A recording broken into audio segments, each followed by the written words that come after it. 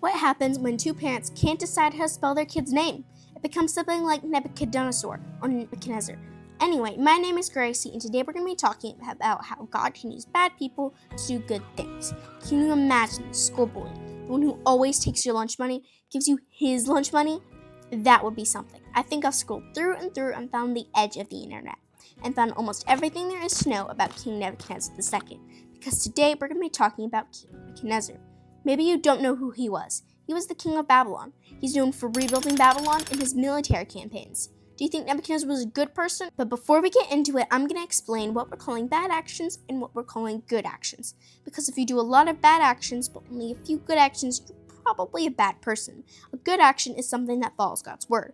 Take Esther as an example. She was a Jewish queen who ended up protecting her people from an evil plot to kill them all. And in Psalms 82 verse 4, it says, "Rescue the weak and the needy and deliver them from the hand of the wicked."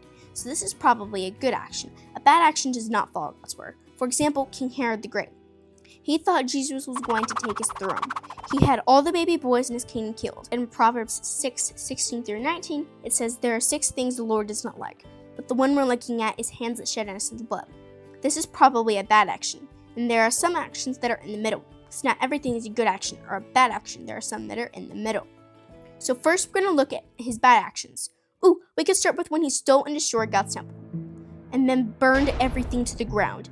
But in 1 Corinthians 3:16 through 17, it says, "If anyone destroys God's temple, God will destroy the person, for God's temple is sacred." And in the process of capturing Jerusalem, King Zechariah was so scared, he tried to run away from King Nebuchadnezzar. But Nebuchadnezzar caught him, put him in chains, and made the king watch as he killed all 3 of his sons in front of him, gouged his eyes out, then hauled him off to prison. In Ephesians 4:32, it says, "Be kind to one another, tender-hearted, forgive one another." And then he's pretty mean in Daniel chapter 3. In a fit of rage, he ordered the fire furnace to be heated 7 times hotter than normal, then throw the 3 Jews in. It looks like Nebuchadnezzar had some anger issues. But don't worry, God saved them, and they're there because the Babylonian Empire told everybody to bow down and worship a false god and be thrown into a fire furnace. But in Exodus 20 verse 3, it commands that people should have no other god before the one true God. It also forbids making or bowing down to carved images. Now we have talked about almost all the bad actions he did. So now we'll show you some of the good actions he did, like how he built the hang gardens for his wife to remind her of her homeland. And in Ephesians 5:28, it says, "Husbands ought to love their wives in the same way they do their own bodies." There's another story where King Nebuchadnezzar captured all of Jerusalem. Yes, all of the Israelites. All the people that were supposed to follow God were hauled off to Babylon. I know what you're probably thinking, that this is a bad action, right? Because he captured all of Jerusalem. But did you know that this is a good action? Because the Israelites were not following God's word. They were not being nice. So in Jeremiah chapter 21, God talked to Jeremiah and said, "Tell this to the king.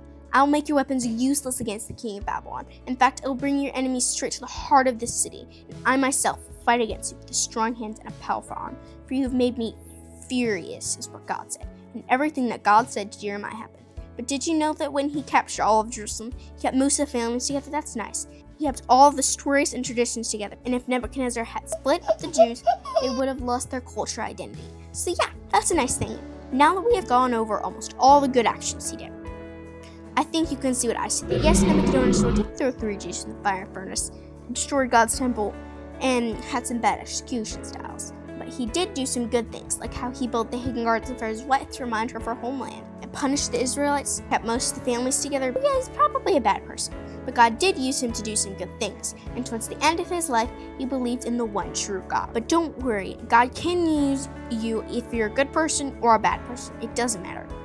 How do you think God can use you to do good things?